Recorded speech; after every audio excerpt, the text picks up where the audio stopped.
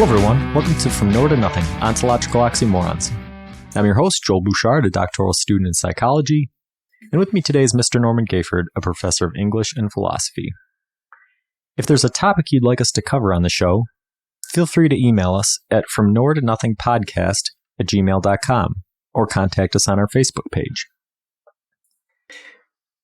If I were to ask you what your most vivid memory is, I would most likely get a range of responses from the audience.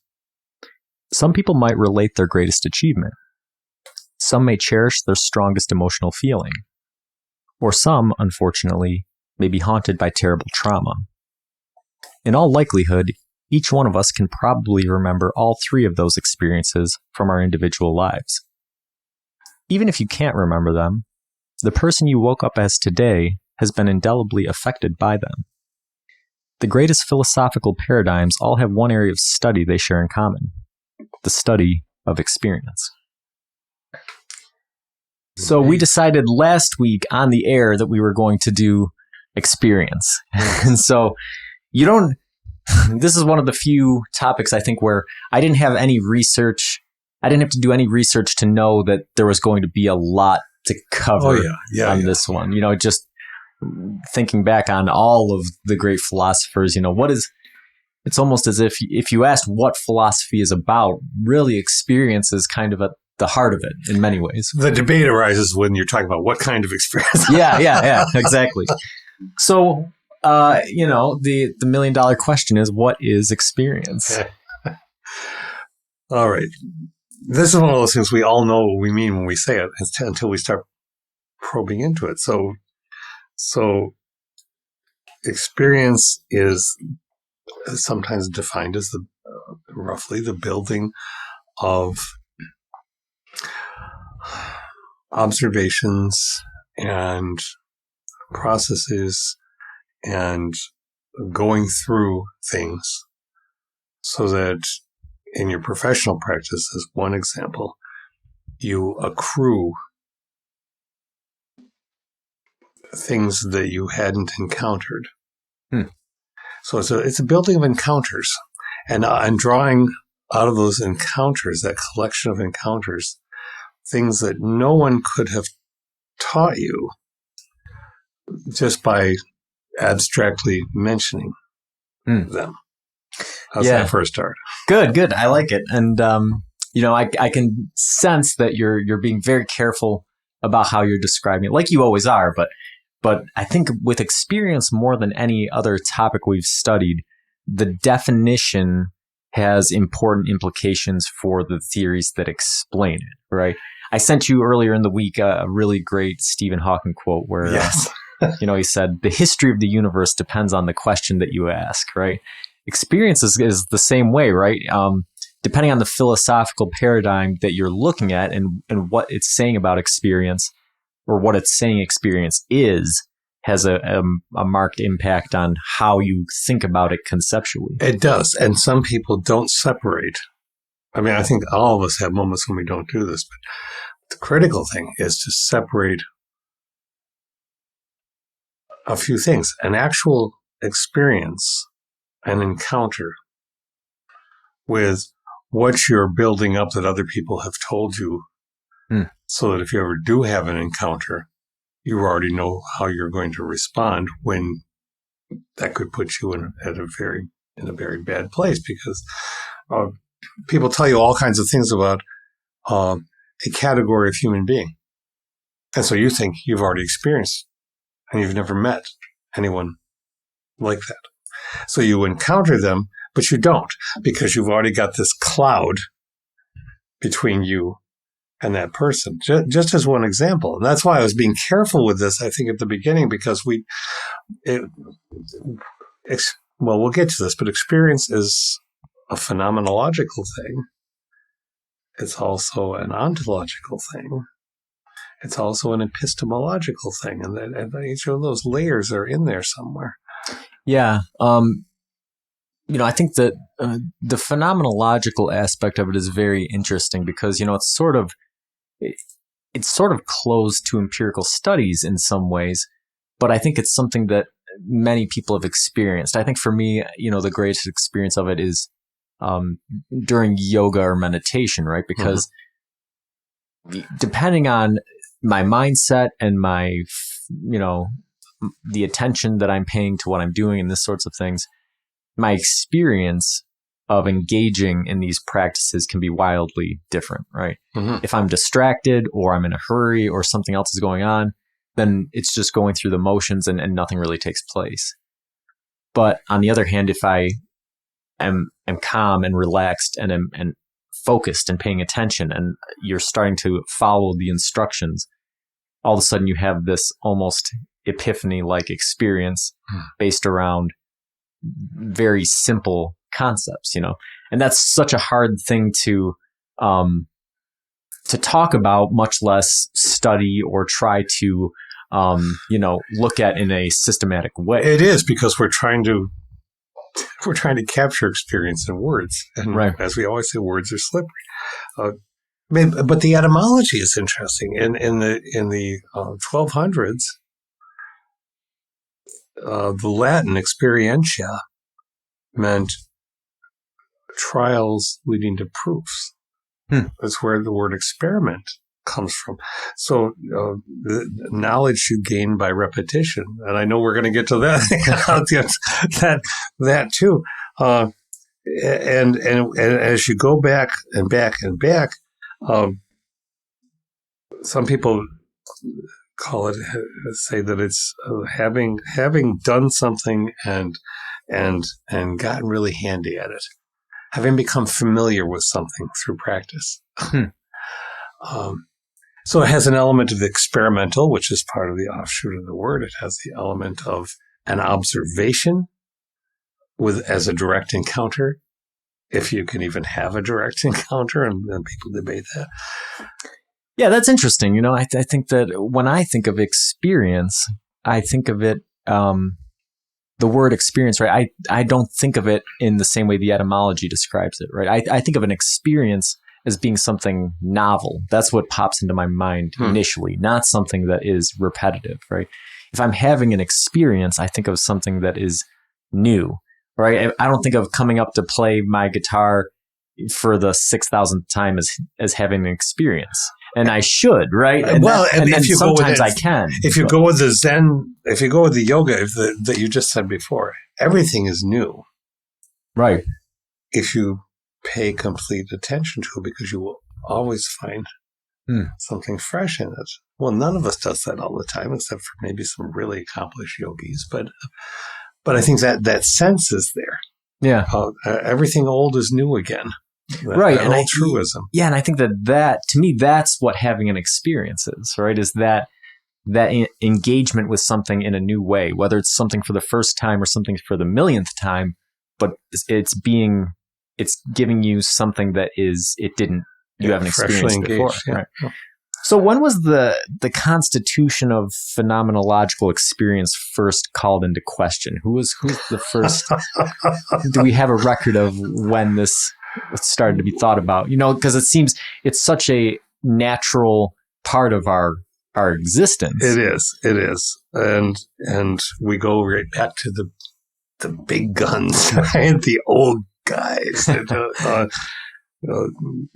Aristotle says an experienced person is a person who has acquired, in translation, a coping skill, an appropriate attitude, or a balanced sense of the situation you find yourself in. Now, those are vague.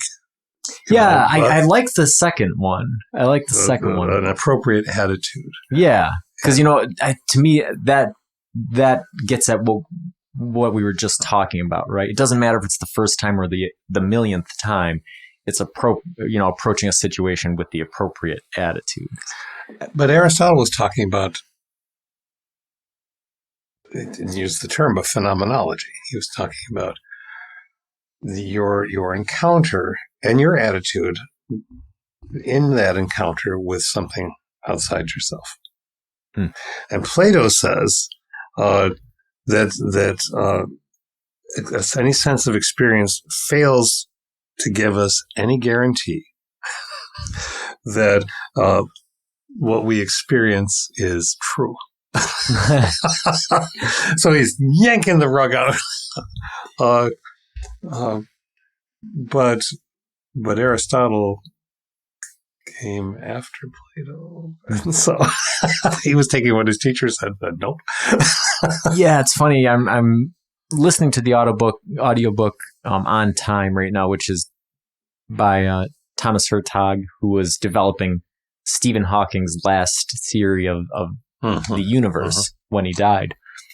And what's interesting is how often Platonic idealism comes up in this discussion of cutting edge quantum mechanical cosmology, right? The stuff that people asking the biggest question of humankind with the most technology and the most cutting edge theoretical knowledge are still talking about Platonic idealism, right? Yes. And I don't think Plato was entirely wrong in the idea that we can't utterly rely on our sense experience. I mean, this is a debate that went from them all the way down. It's still with us, as you just said. But we can't entirely rely on our sense experience because our sense experience is constantly changing. And that which we're observing is changing. It may not be completely, we go to Letchworth Park near where we live and we look at the gorge and it's marvelous, hundreds of feet deep and the river snaking around through it. And it's sublime. It's awesome for real. But sometimes when you watch, you hear a clattering and you realize that there's a piece of ground and maybe even a tree or two sliding down the face of a shale cliff and landing at the cliff. Things are changing right in front of us. I was thinking about this, our talk today earlier this week with something as well. I love to do art, and one of the kinds of things I engage in is photographic experimentation and play and art making. And in a hallway in my house, we have curtains, the windows facing the west. We have them opened up for the air in the summertime, and the curtains flutter, and the sun coming through makes all kinds of patterns on the floor. But those patterns are shifting constantly. What I see for a second, I try to capture with the camera. Oh, that's gone, but something else has happened. It's protoplasm. It's living change. Light is changing constantly in front of us. So I think of that, and I think of Plato. Yeah, or you say that you're sitting with somebody outside, and you say, "Did you hear that? What?" Well, this week I'm working on a tree house for my granddaughter, and the breeze is blowing and it's fine, and the things were going smoothly before I whacked my thumb, but and I hear this. There were two ravens up on a power pole with the lines. Of course, I was anthropomorphizing and saying, "Well, they're commenting on my work," and then I think, "Well, did I really hear those ravens?" And I look up, and they're gone. And in place of them is a red-tailed hawk. But I know I saw them. I know I heard them. Can I ever prove it? No. Has that experience changed in the space of less than 2 minutes? Same power pole. Well, it too is eroding, so maybe it's not the same. So I think that's what Plato was getting at. Yeah. It's and again, the theory that Hawking and Hertog are working on is it has a lot to do with that, where essentially, they're looking at what their theory said was that, we were looking at the physics of the universe all wrong. Basically, that we were examining it as if we were outside of the universe, as if we were observers of the universe that were not involved in it. They call that a God's eye view. They claim to be trying to develop a worm's eye view of the universe. So, it was people who were subjected into it. And the conclusions that they came through the the physics and the mathematics of it was that the observer effect, this kind of weird phenomenon in quantum mechanics where reality seems to change based on if we are there to see it or not, right? they go, that seems like something that is so strange, but really what they were finding is that anything can be an observer, right? So light photons can be observers, electrons can be observers, these sorts of things. So it takes that human-centric part out of it. But, the consequences of it are that the origin of the universe isn't really something that is concrete or open to observation. It's more a fluid thing. And as we observe it, we bring it into reality. But it's in flux up until it's in flux. point. And even then, it's still in flux because we think we've nailed the origin. Nope. It was even older than when we think. Nope. And this is really strange because these galaxies that are close to millions of years at the beginning aren't supposed to be there, but there they are. And yeah. the flux continued. So yeah, I said before we started, that I was going to ask some hard questions. And so before we get into them, is there any other historical, philosophical thought and experience that you want to cover? Has there been a progression throughout time that brings us up to the present, or have we been mostly struggling with Aristotelian and Platonic ideals throughout time? I think that, there are many of the familiars talk about it. In his first critique of reason, Kant, he says experience is possibility. I think that very interestingly prefaces what you were just describing. A Heisenbergian kind of. He says that the human understanding can't conceive of an absolute possibility. That's just a relative one, and so the idea of a possible experience, a whole experience of the whole universe is not possible. A whole experience of something vast, even, is not possible. And I think he's right about that. Yeah. And I think that derives both from Aristotelian and Platonic material. So I think it's rooted in that. But again, I defy any of us, whether we are in the Antarctic, which I haven't been in, but when one tries to imagine reading what it's like to be in McMurdo Bays, or you're in a desert, or you're in a grand forest, but you sit down or you stop for a moment, can you possibly take in everything that's around you and say that you really have noticed everything that's there? Can you concatenate all of it? And I don't think so. Yeah. No, I don't think so either. Which raises the question, can there be a priori experience? Tell people again what you mean by a priori. So, because I know I've defined this a number of times. Your turn. So a posteriori, right, is experience through direct contact. A priori experience is experience sort of through the medium of thought or abstraction. So the question is, can there be a priori experience, or can we only experience the medium through which the knowledge is gained? So in other words, if I'm saying you're the Arctic, right? So can I only experience the Arctic a posteriori? Or does my imagination of what the Arctic is like, combined with research that I've read and stories that I've been told and these sorts of things, does that qualify as an experience? Well, it qualifies as an imagined experience, as an abstracted experience, but it doesn't qualify as experience itself. No.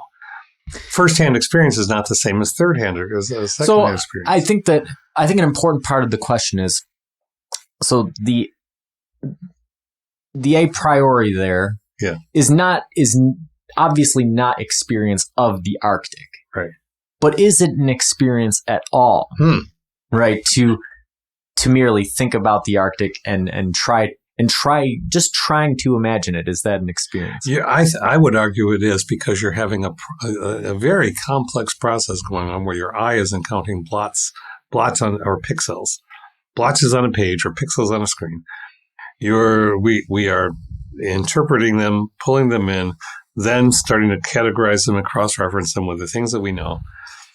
And so we're having an experience of a text. We're having an experience of experiencing what somebody else has said. Yeah, I think that neuroscience backs us up here, because there's been a lot of research that has looked at people under fMRI imaging. And, they found that, through that and through looking at mirror neurons and things, that without doing anything, observing somebody doing something or reading or watching, it'll excite a lot of the same parts of the brain that are associated with actually experiencing the thing. Mm-hmm. And an interesting study that I saw this week was regarding reading comprehension. And so the way that they did it was, at a museum, they had people reading placards, and then they were testing their knowledge afterwards. And what they found was the people who retained the most information were the people that they instructed before reading the placards to say, all right, when you're looking at this piece of art, pretend that you're an art thief and pretend that you're doing research on the piece before you take it. Those are the ones with the best reading comprehension, right? So it's this imagined experience of putting yourself into a specific situation, a specific profession. It's an intention. Right. It's giving an intention or an imagined context to the knowledge that you're about to experience. Yes. Yeah, that's because it's an interesting new way of framing it. But when I was being trained in teaching, this came up not in those terms, but it's who reads better, somebody who has a purpose for reading or somebody who's just sitting and reading. And generally, even then, in the 20th century, the indicators were that if you give somebody a purpose for reading, but it needs to be purposive beyond getting a grade, mm-hmm. Not something low level like that. So why am I reading this? Yeah, and this comes back to what we were talking about early in the episode. How my conception of an experience is something that is novel, regardless of whether it's something new or something that is familiar. But there has to be some novelty in it in order for me personally to think of it as it being a capital E experience, right? Yeah. And that's part of when I approach music, part of the way that I approach songwriting, right? Is that, some days I come up here and I noodle around on guitar and there's no purpose to it, right? And what happens is when I do that, that kind of falls into, I think, what most people consider practice, right? I run through chords, I run through scales. Occasionally I come across something that's cool and new and I take a video so I remember what I was doing with my finger position and what it sounded like, and I have it for later if I want to make a song out of it. But for the most part, it's this sort of rote practice that keeps the muscle memory there. Mm-hmm. But when I go to write a song, the purposeful intent is very similar to the study that I just relayed. I sit down and I go, since I do all the instruments myself, mm-hmm. Part of what I have to do is I have to go, all right, I'm going to pretend that I'm a bass player in a world famous rock band, right?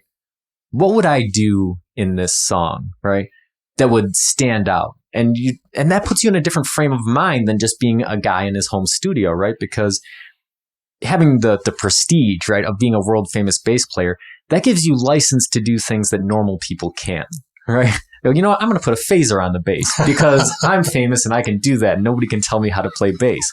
Well, the thing is, even as a normal guy in your bedroom, nobody can tell you how to play bass. But through rote practice, you just sort of establish that that's something that you can't do, right? And so if you approach each instrument that way, and you try to put yourself in the distinct mindset of a drummer, of a bass player, of a singer, and what those individual pieces will do, what I've found for me is that when I listen to my work, which is solo work, against other musicians' solo work, I think the mind tends to sound more like a band made up of different people rather than just one person doing something, right? And that's a completely subjective view that could be off the mark, but that's what I'm going for, right? I want it to sound like a song that was put together by people who were thinking about their individual parts and how they work together, rather than just one person trying to put up something. But that's what you want the audience to experience. Yeah. An individual who's a band. Right. Okay. So you're bringing up all sorts of things in advice. So here we go down the path, and there are those questions over there. We're circling around them. All right. So Socrates, as far as we know, and Plato, believed in pre-existing knowledge. On Plato's forms, we were born into the world. We had all these experiences. We lost them. We have to try to recover them. It's much more complicated than that, but that's it in a sense. Now, they didn't know anything about genetics, but I think about that sometimes, and I think, well, pre-existing knowledge, that's not the same as how your base sequences work, your coding, but there are seemingly pre-existing, not free will themes, skills, or predispositions towards skills, or that somehow are within us, and so I don't just throw them all out, but I just wildly reinterpret it. Well, okay, they had no idea about genetics, but now that we know about genetics, maybe there's something pre-existing that we acknowledge. But still, I mean, the idea that generally we can't be absolutely sure of what an experience we've had is. We interpret it as soon as we've had it. We might be skeptical. We might be uncertain. And we're probably going to get more from the experience by being that way. I think that's what Kant was getting at. I think that's what Descartes was saying. We can't necessarily believe the interpretation, or believe what our senses are giving us. And the old saw of don't believe your eyes, don't always believe your eyes. Well, don't always believe your ears either. Coming here today, I had the most mundane of experiences. When I came up the hillside before I turned onto Water Street, my ear popped. As ears do when you change just a bit of altitude, so to speak. And suddenly I heard different things in my left ear than I'd been hearing earlier in the morning. It was my ears taking in that had altered. So maybe I heard something that I wouldn't have heard before that was still there, because, yes, there's a sound in the forest when a tree crashes, even if we're not there. So I think that they are right about this idea that our perceptions, I think what they're getting at is that our perceptions can limit us if we are too absolutely certain about our perceptions. And thus experiment, the scientific attitude has something going for it. Yeah, and that was an interesting point that, again, in the Hawking or the Hertog book about Hawking that they brought up, is that, the flaw in looking at the universe in previous cosmological theories is that they were thinking about it as an experiment. But the problem is, as an experiment, the experimenter has to be an objective observer outside of the experiment. Well, we're all inside of the universe. We are all part of the experiment. So we have to take that into account. But there are two things: sensation, senses, sensual experience, and reflective experience. And this is, I think, what Hertog is. I got to read this, but I think this is what Hertog is partly, I'm gathering, is talking about. Well, any side that we know that Hawking and all the rest, who among us is not really, we all reflect, maybe to varying degrees and not about the same things, but you have an experience, you encounter something. At some point you sit back and say, what was that? And you start sifting through it. Was it ravens? Was it a red-tailed hawk? Was it both? And that reflective experience is sifting, shifting, and altering the sensual experience. Yeah, which brings me to the next question, which is experience an objective or subjective phenomenon? Both, but not, I think, in equal degrees.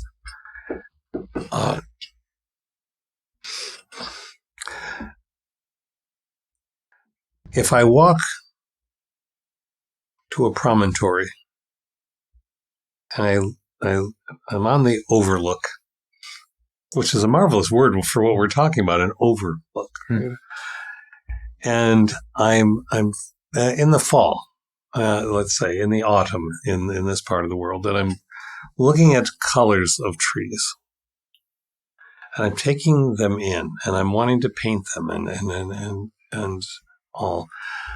I am perceiving through my senses color. I'm taking in the temperature of the air through my fingers and all those kinds of things, and that's. I think that can be argued that that's objective in the sense that there is a physical filtering going on. Mm. I wouldn't say it's absolute because your experience and my experience are going to be two different things. So, but the physical, the apparatus that we take the world in, however we do, I think that's objective in the sense of the machine working. But yeah. But the subjective then just moves in and yeah, it's takes over. You used an interesting term there, which is filtering, right? Because if you can't tell, I've been listening to a lot of physics audiobooks recently. Okay. But, the one thing that pops out that just it blows my mind every time you hear it, right, is that everything is made of mostly empty space. Yes. Right? You look at atoms and there's nothing to them, right? And everything is built out of atoms and molecules. So all these things are built up and they're mostly empty space. And then you start thinking about that. You start looking at things in a new way and you go, okay, well, that tree is mostly empty space.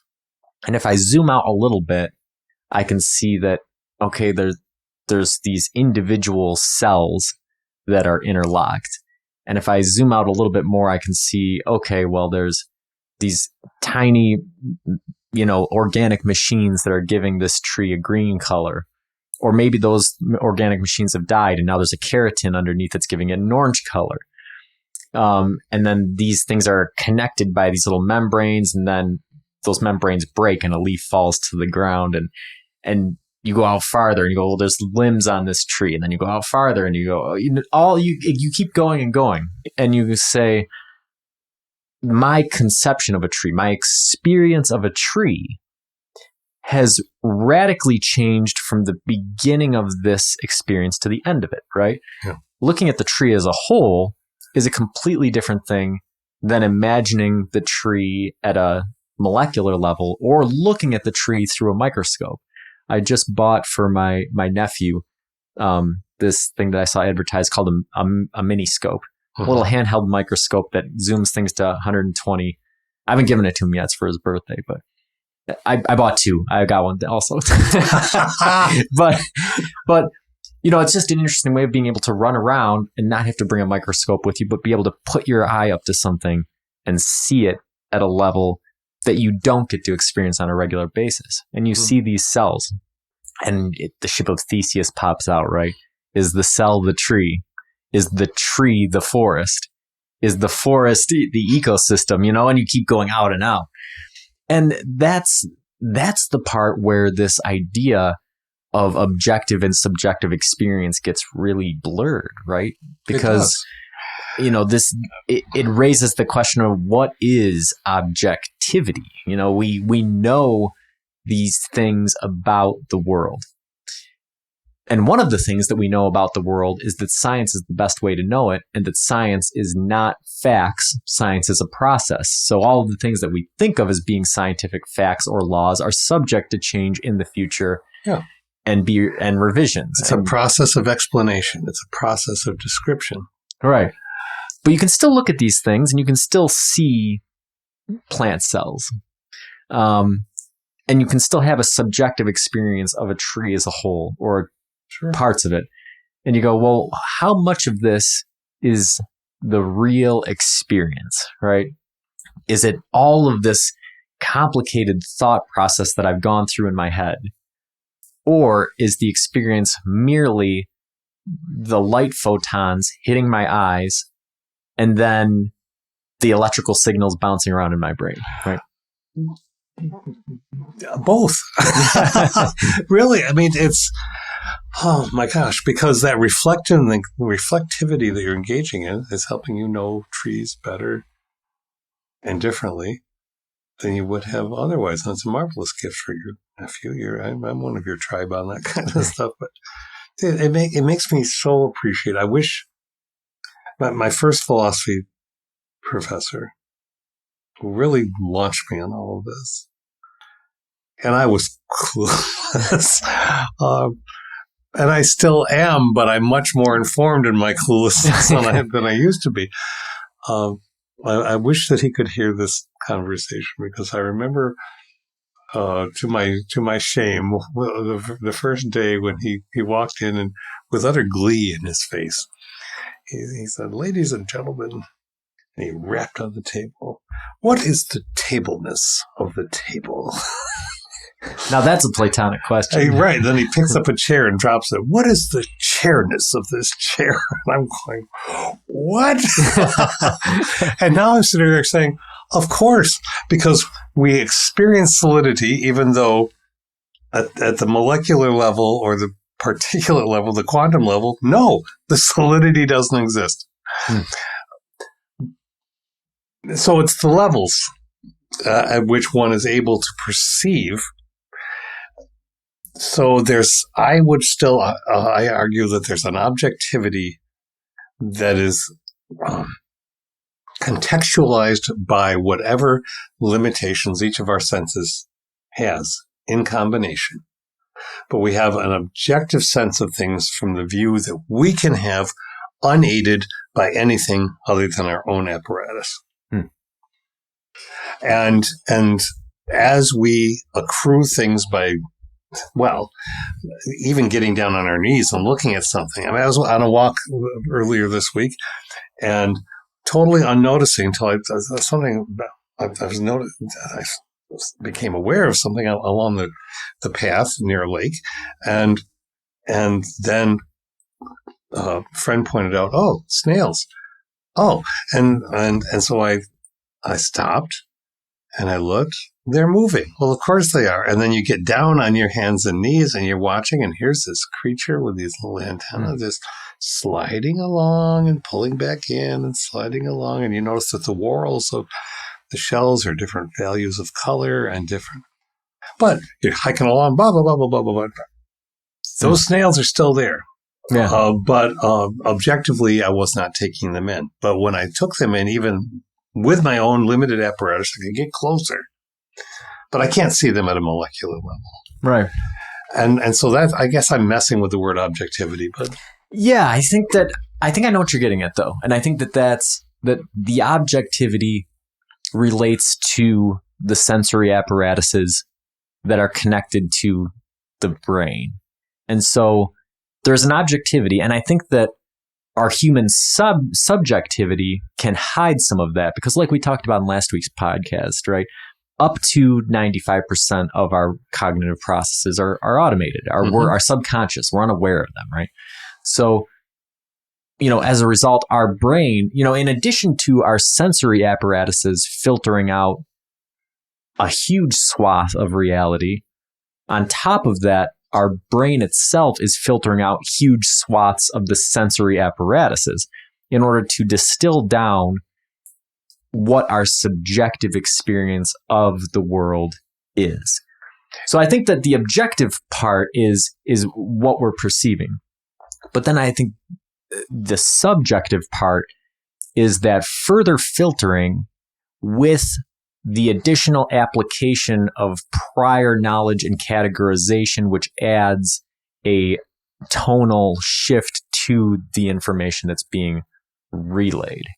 And I think that is the part where the subjective part is where we go, that's a chair, even though the table could be used as a chair and a chair could be used as a table if you wanted to, or as any number of different things, right? There is no, sorry, Plato, there is no objective chairness, right? There is nothing that makes something a chair other than our prefrontal cortex taking all of the information that we have throughout our lives and then taking in the objective information of the sensory perception and then trying to reconcile the two. This is our need for, I'm just going to say it, next week we may talk about order. This is our need for the artificiality of order. So much disservice has been done in previous centuries, as an example, to overlaying anthropomorphic, culturally privileged ideas about how nature works. So a misogyny, for instance, is built into the Linnaeus's classification of plants. And just as a beginning, and I never realized that until I read and was taught and shown and how this all works. So even when we think we're being objective, we're not necessarily being true to how things are. As an artist, my teacher,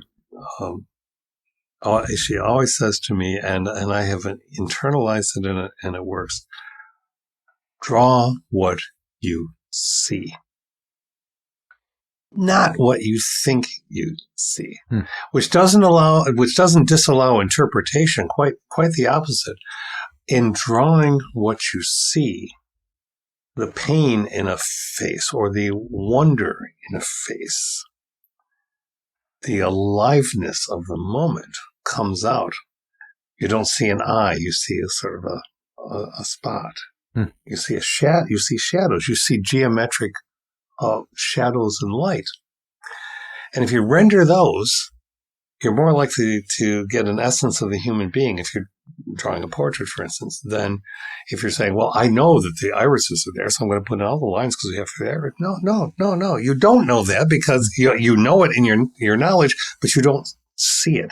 So art tends to take you to a very interesting, a sublime combination of the objective and the subjective, because by rendering objectively what you see, you are capturing something unspeakably measurable. Yeah. No, I think that's really well said.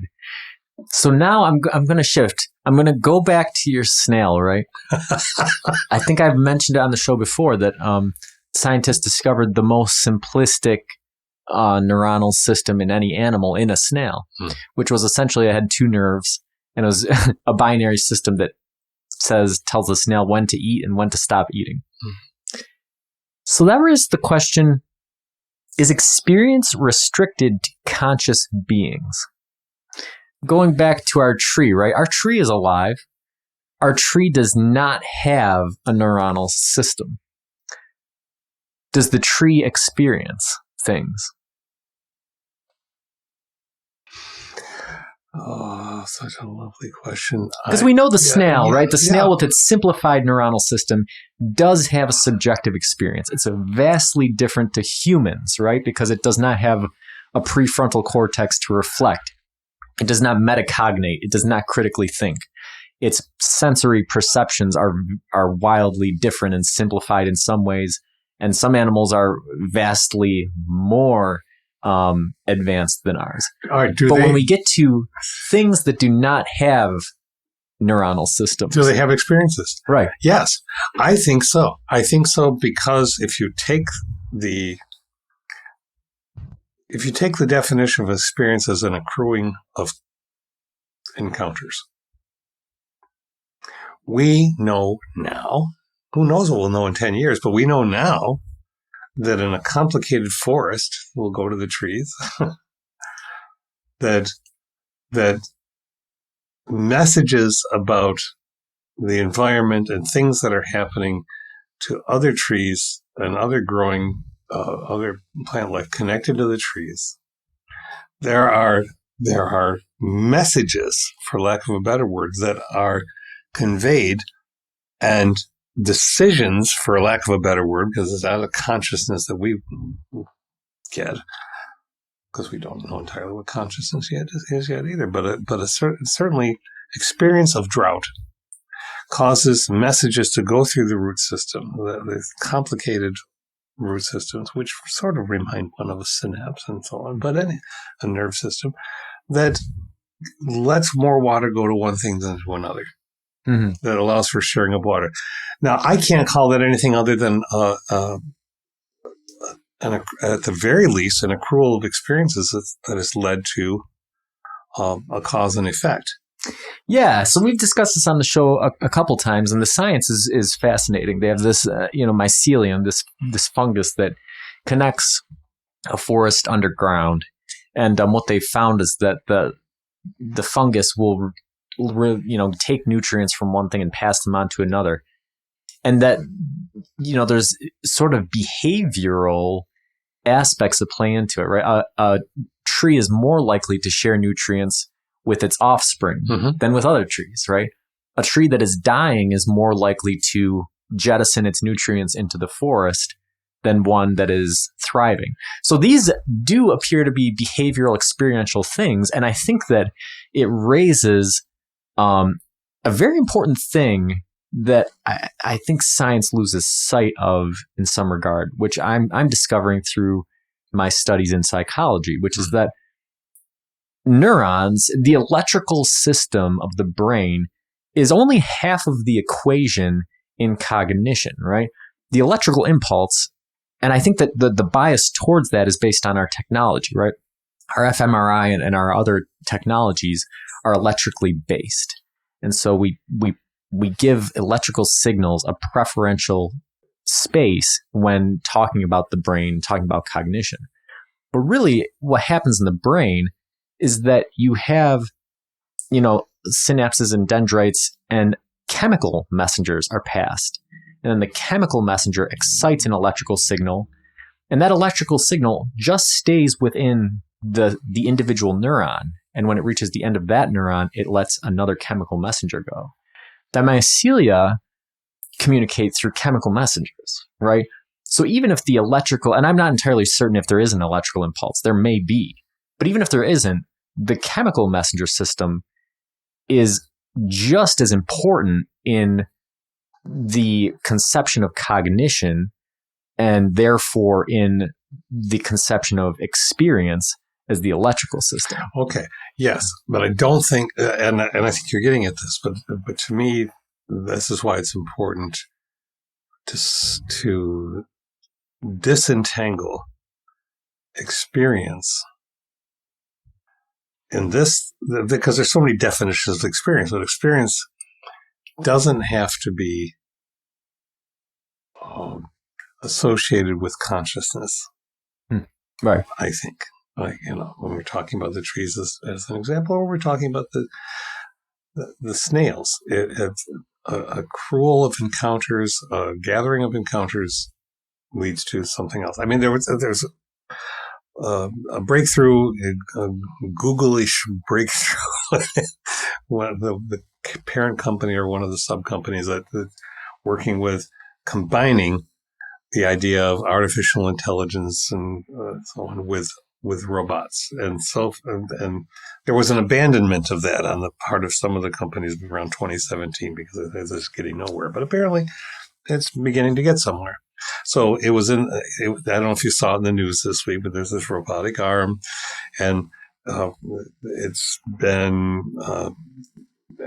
it was given or gathered all kinds of information, and there's a whole range of plastic figurines put in front of it, and it's asked to find the creature that is extinct. And it buzzes around, stops, lifts up a dinosaur.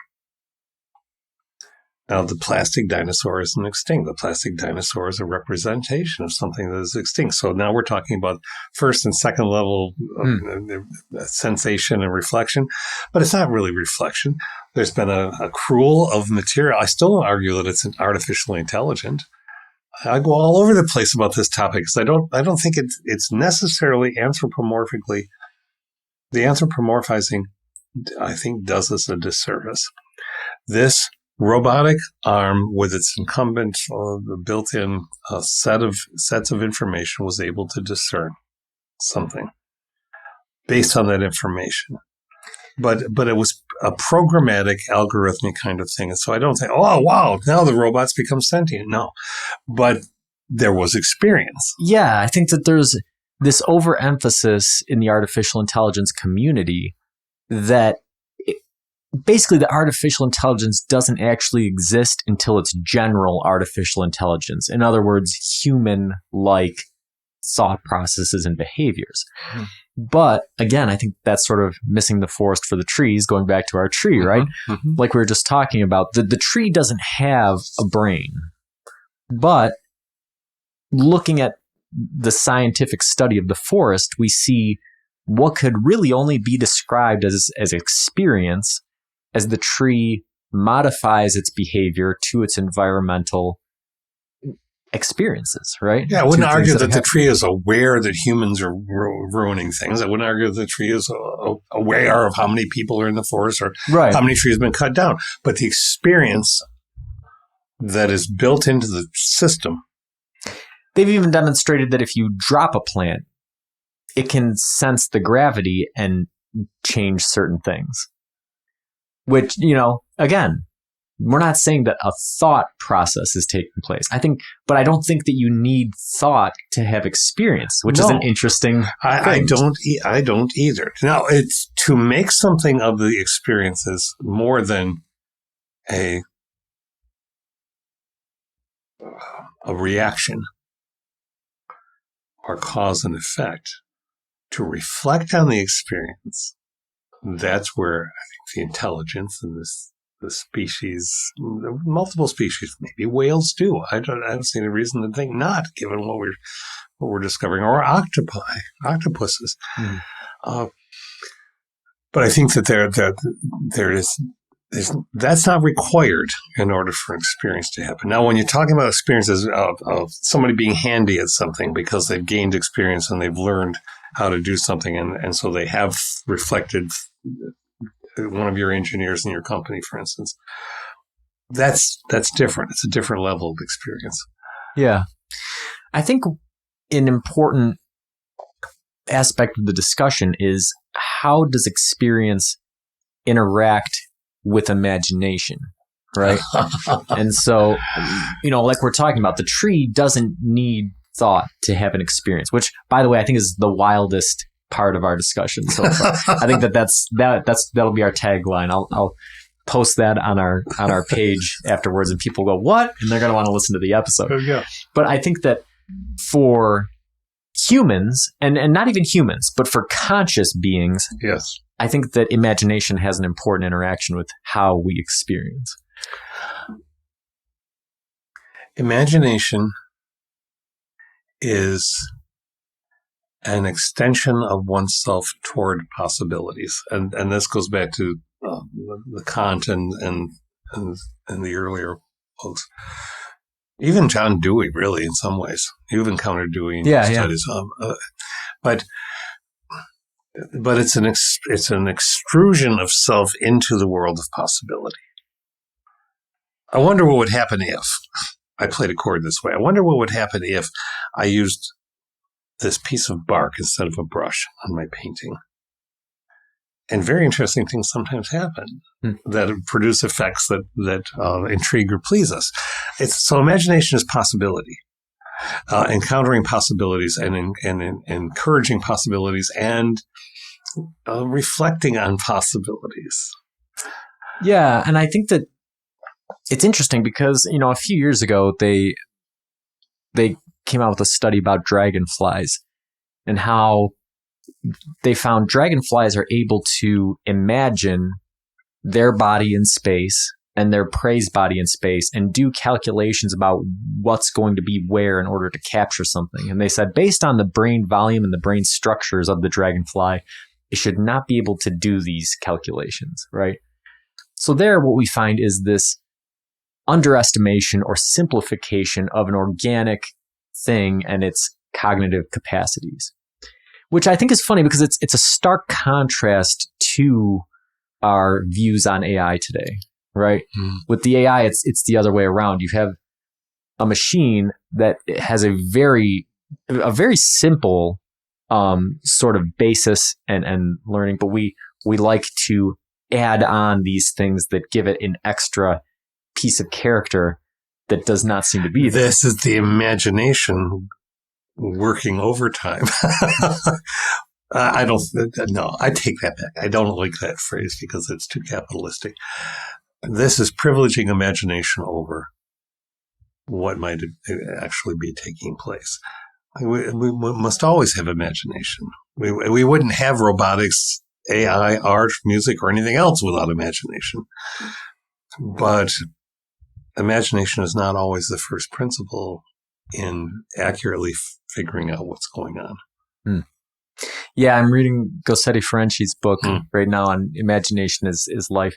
And it's very interesting because there's the philosophical discussion on imagination has been kind of underwhelming in some ways. Really, imagination has not been thought of as playing the role that I think many would sort of intuit that it does. A lot of philosophers, try to separate imagination from creativity or imagination from other cognitive processes. Yep. And part of what she's saying is that no, imagination is involved in almost all of our almost all processes. Of it, yes. And even, I think that's when we go back to the question of, subjective versus objective experience, that's a big part of it. When we talk about the objective part being the, our sensory perception through our limited apparatus, and the subjective part being the integration of that experience with the categorization and the prior knowledge, that integration is an imaginative process. Yes, it is. Yes, it is. And she's right. And that's what I'm saying. I just don't want to make imagination a transactional thing. Yeah. Working overtime. Well, we're using too much imagination. It's not that. It's the how you imagine, how you're imagining yourself into something. Right. I think the example that she uses in the book, right, is that if somebody hands you a cup, you can look into that cup and see the bottom of the cup.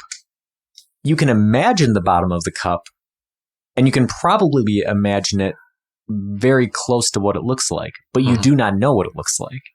And so imagination is good because it allows us to project that, but it's also can lead you astray because if you expect the bottom of that cup to be blank and you turn it over and there's a maker's mark or something else on there, then your imagination was incorrect, right?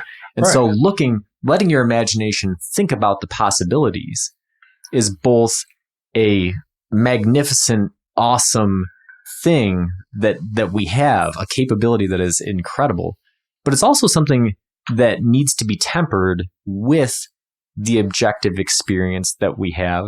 Or adjust to it. Yes. Tempered with, or adjust to. We're saying the same things. If you insist, no matter what, I know that the bottom of that cup was going to be something, and then you find that it's something else and you won't acknowledge it. That's not imagination anymore. That's delusion. Right. Yeah, exactly. And I think that right there plays into what we've been talking about when we think about AI, or when we think about dragonflies, or when we think about the history of the universe. That's interesting because Hawking and Hertog also use the example of the cup, talking about the Big Bang. They say that, this idea that there's a hole at the bottom is wrong. The cup comes down and then at the bottom it just swirls, right?